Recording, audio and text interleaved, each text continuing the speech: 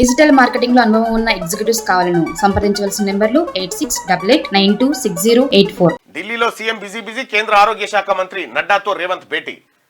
NHM బకాయిలు 693 కోట్లు release చేయాలని రిక్వెస్ట్. దాదాపు 4 గంటల పాటు పార్లమెంట్లోనే సీఎం నామినేటెడ్ పోస్టులు, కేబినెట్ విస్తరణ, పార్టీలో చేరికలపై చర్చ జరిగిందట.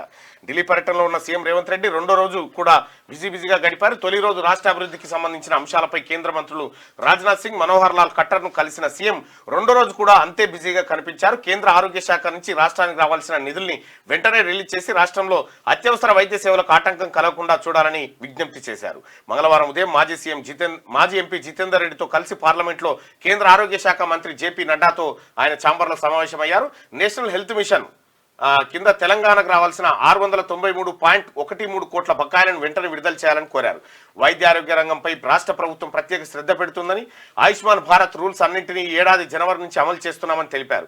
పట్టణ గ్రామీణ ప్రాంతాల ప్రజలకు మెరుగైన వైద్య సేవలు అందించేందుకు 5159 బస్తీ దవాఖాన్లు, ఆయుష్మాన్ ఆరోగ్య మందిరాలు సమర్థంగా నిర్వహిస్తున్నామని చెప్పి ముఖ్యమంత్రి రేవంత్ రెడ్డి గారు చెప్పినటువంటి మాట. ఇక ఢిల్లీలో సీఎం బిజీ కేంద్ర ఆరోగ్య శాఖ మంత్రితో నడ్డాతో భేటీ.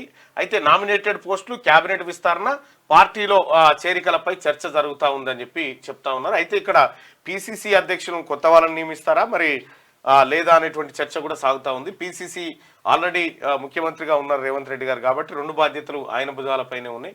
సో మరి ఆయనకు కొంత వెసులుబాటు కల్పిస్తూ పిసిసిని మరి వేరే వాళ్ళకి ఇస్తారా? జీవన్ రెడ్డి గారి అలకకు పిసిసి ఇచ్చేటువంటి అవకాశం ఉందా, లేకపోతే మంత్రి పదవి ఇచ్చే అవకాశం ఉందా అనేది చూడాల్సినటువంటి అంశం. ఇంకొకటి కేబినెట్ విస్తరణకు సంబంధించినటువంటి అంశాన్ని చూసుకుంటే ఇంకొక 6 మంత్రులుగా ప్రమాణం చేసేటువంటి అవకాశం ఉంది. ఇప్పుడున్నటువంటి దాదాపు 12 మంది, ముఖ్యమంత్రితో కలిపి 12 మందిలో ఒకటి ముఖ్యమంత్రి రేవంత్ రెడ్డి గారు ఉన్నారు, ఆ తర్వాత డిప్యూటీ సీఎం బట్టి విక్రమార్క గారు ఉన్నారు, ఆ తర్వాత ఉత్తమ్ కుమార్ రెడ్డి గారు, పొంగులేటి శ్రీనివాస్ రెడ్డి గారు, కోమటిరెడ్డి వెంకటరెడ్డి గారు, ఆ తర్వాత జూపల్లి కృష్ణారావు గారు, ఆ తర్వాత సీతక్క, సురేఖ, కొండా సురేఖ, అలాగే ఇంతే కదా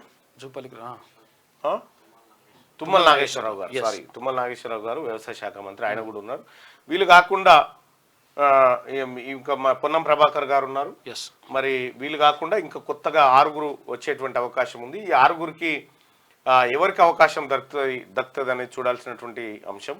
మొత్తానికైతే ఇప్పటికీ పోటీ పడుతున్న వారిలో కోమటిరెడ్డి రాజగోపాల్ రెడ్డి గారు నాకు మంత్రి పదవి కావాల్సిందే అని చెప్పి ఆయన చెప్పినట్టు తెలుస్తూ ఉంది. ఇంకోవైపు నిజామాబాద్ నుంచి సుదర్శన్ రెడ్డి గారు, ఆ తర్వాత ఇక్కడ రంగారెడ్డి గారు, అటు జీవన్ రెడ్డి గారు, ఇంకా ఇంకో 2-3 అడుగుతున్నట్టుగా తెలుస్తా ఉంది. చాలా మంది ఆశావాదులే ఉన్నారు. మరి ఎవరికి లభిస్తుంది అవకాశం అనేది చూడాల్సినటువంటి అంశం. డిజిటల్ మార్కెటింగ్ లో అనుభవం ఉన్న ఎగ్జిక్యూటివ్స్ కావాలను సంప్రదించవలసిన నెంబర్లు 8688926084.